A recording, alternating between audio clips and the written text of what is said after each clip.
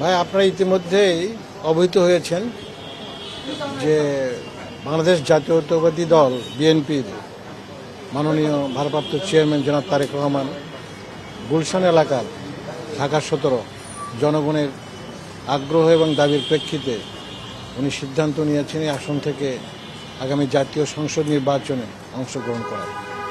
তার পক্ষ থেকে আজকে আমি রিটার্নিং অফিসার এবং ঢাকার বিভাগীয় কমিশনার কাছ থেকে মনোনয়নপত্র সংগ্রহ করলাম এবং ইনশাল্লাহ আগামীকাল তার পক্ষ থেকে এটা আবার এই অফিসে আমরা দাখিল করব। আপনাদের সবাই কাছে আমরা দোয়া প্রার্থনা করছি। বগুড়া 6 আসন থেকে হ্যাঁ, উনি বগুড়া 6 থেকেও প্রতিদ্বন্দ্বিতা করবেন। বগুড়া 6 এই আসনে কি উনি নির্বাচন করতে প্রস্তুত বা অবশ্যই প্রস্তুত।